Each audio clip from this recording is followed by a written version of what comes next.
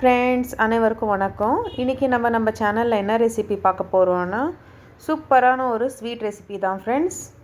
இது பூசணிக்காய், ஸ்வீட் பூசணிக்காய். இதை வச்சு ஒரு ஹல்வா ரெசிபி தான் ஃப்ரெண்ட்ஸ்.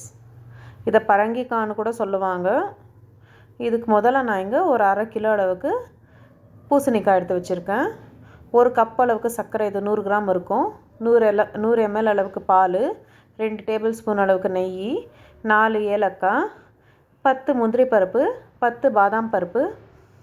இது இவ்வளோ தான் ஃப்ரெண்ட்ஸ் இதுக்கான இன்க்ரீடியன்ட்ஸ். முதல்ல நம்ம இப்போ என்ன பண்ணலான்னா, பூசணிக்காய் மேலே இருக்க தோலெல்லாம் எடுத்துகிட்டு இந்த மாதிரி பெரிய பெரிய ஓட்டையாக இருக்கிற கேரட் துருவத்தில் போட்டு நல்லா துருவி எடுத்துக்கலாம். இன்னொரு பக்கம் பாண்டலி வச்சுட்டு, பாண்டலி கொஞ்சம் சூடானதுக்கப்புறமா கொஞ்சமாக நெய் ஊற்றிக்கலாம். நான் இந்த மொத்த ரெசிப்பியுமே நான் எடுத்து வச்சுருக்கேன் 2 டேபிள் ஸ்பூன் நெய்யில் தான் ஃப்ரெண்ட்ஸ் செஞ்சுன்னு இருக்கேன். கொஞ்சமாக இதில் ஊற்றிட்டு, இப்போ நம்ம எடுத்து வச்சுருக்கிற முந்திரி பருப்பு, பாதாம் பருப்பு ரெண்டுமே குட்டி குட்டி பீஸாக கட் பண்ணி நல்லா நெய் கூட சேர்த்து வறுத்து எடுத்துக்கலாம். இது நல்லா வறுத்து எடுக்கிறதுனால நல்லாயிருக்கும் ஃப்ரெண்ட்ஸ், ஃப்ளேவர்ஸ் நல்லாயிருக்கும். இந்த மாதிரி நல்லா கலர் வர வரைக்கும் வறுத்து எடுத்துக்கலாம்.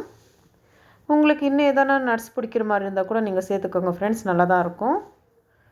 நான் இது 2 மட்டும்தான் சேர்த்துருக்கேன் இன்றைக்கி.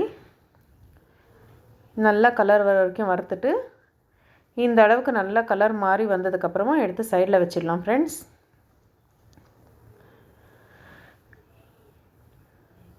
இப்போ மறுபடியும் அதே பாண்டலிலே இன்னும் கொஞ்சமாக நெய் சேர்த்துக்கலாம். நெய் கொஞ்சம் உருகுனதுக்கப்புறமா நம்ம துருவி வச்சுருக்க பூசணிக்காயெல்லாம் சேர்த்துக்கலாம் ஃப்ரெண்ட்ஸ்.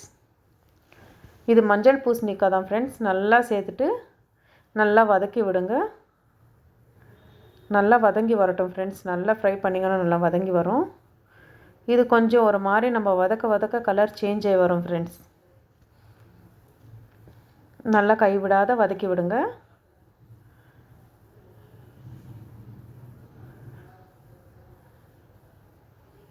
நல்லா எல்லா பக்கமே வதங்கி வரட்டும். நல்லா இந்த மாதிரி வதக்கிட்டு, இப்போ இன்னும் கொஞ்சமாக நெய் சேர்த்துக்கலாம். அது கூடயே கொஞ்சமாக நெய் சேர்த்துட்டு இப்போ மறுபடியும் நல்லா வதக்கி விடலாம் ஃப்ரெண்ட்ஸ். சிம்லே நல்லா ஒரு 5 நிமிஷம் வதக்கி விட்டுட்டுருங்க. திருப்பி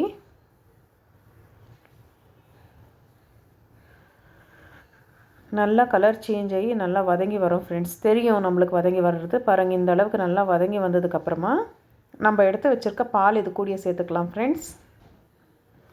நான் இங்கே 1 கப் அளவு மட்டும்தான் பால் சேர்த்துட்ருக்கேன். ரொம்ப அதிகமாக சேர்க்காதீங்க, நல்லா இருக்காது. 1 கப் பால் சரியாக இருக்கும். இப்போ பாலை சேர்த்துட்டு, பால் கூடவே நம்ம எடுத்து வச்சுருக்க சர்க்கரையை கூட இது கூடயே சேர்த்துக்கலாம். பால், சர்க்கரை ரெண்டுமே சேர்த்து பூசணிக்காவோட நல்லா வெந்து வதங்கி வரும் ஃப்ரெண்ட்ஸ். நான் இங்கே 100 கிராம் மட்டும்தான் எடுத்திருக்கேன். இது 1/2 கிலோ அளவுக்கு இருக்குது பூசணிக்காய்.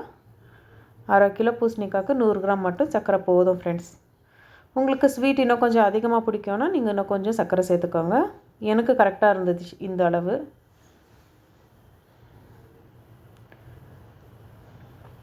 நல்லா இந்த மாதிரி வதக்கி விட்டுட்டே இருங்க ஃப்ரெண்ட்ஸ்.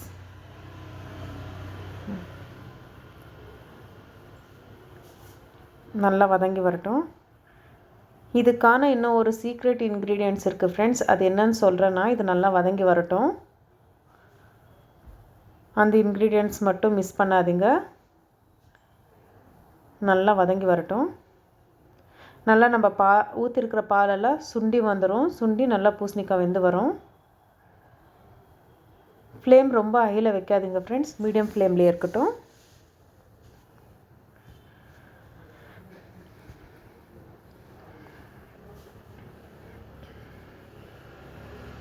நல்லா கைவிடாத வதக்கி விட்டுட்டே இருங்க. பாருங்கள் ஃப்ரெண்ட்ஸ், நம்ம சீக்ரெட் இன்க்ரீடியன்ட்ஸ் இந்த உப்பு தான்.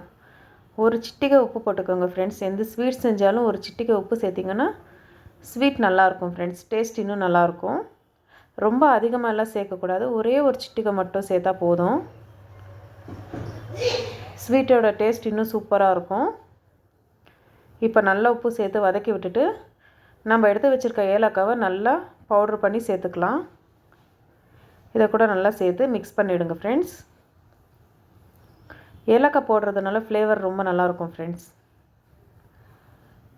நல்லா இந்த மாதிரி வதக்கி விடுங்க.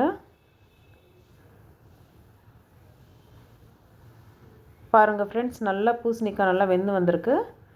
இப்போ நம்ம எடுத்து வச்சுருக்க, நம்ம வதக்கி வச்சுருக்க முந்திரி பருப்பு, பாதாம் பருப்பு போட்டு மிக்ஸ் பண்ணலாம். பாருங்கள், பார்க்குறதுக்கே அவ்வளோ கலர்ஃபுல்லாக அவ்வளோ நல்லாயிருக்கு. பார்க்குறதுக்கே நல்லா மஞ்சள் கலரில் நல்லாயிருக்கு.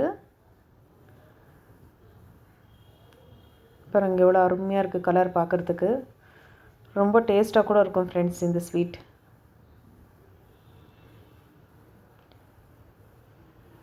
பாருங்கள், நல்லா வதக்கி விடுங்க. இந்த மாதிரி நல்லா வதக்கி விட்டுட்டு ஸ்டவ் ஆஃப் பண்ணிடலாம் ஃப்ரெண்ட்ஸ்.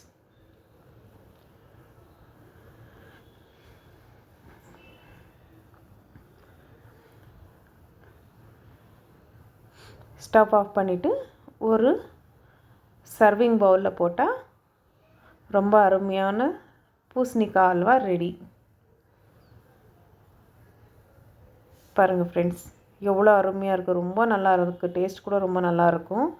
நீங்களும் இந்த ரெசிபியை வீட்டில் செஞ்சு பாருங்கள் ஃப்ரெண்ட்ஸ். இதே மாதிரி நம்ம சேனல் பார்த்துட்ருங்க. இந்த ரெசிபி உங்களுக்கு பிடிச்சிருந்துச்சுன்னா லைக் பண்ணுங்கள், ஷேர் பண்ணுங்கள், கமெண்ட் பண்ணுங்கள். ஃப்ரெண்ட்ஸ் கூட வீடியோவை ஷேர் பண்ணிக்கோங்க ஃப்ரெண்ட்ஸ். இதே மாதிரி உங்கள் சப்போர்ட் எப்போவுமே இருக்கட்டும் ஃப்ரெண்ட்ஸ். மறக்காத நம்ம சேனலை சப்ஸ்கிரைப் பண்ணிக்கோங்க. ரொம்ப நன்றி ஃப்ரெண்ட்ஸ்.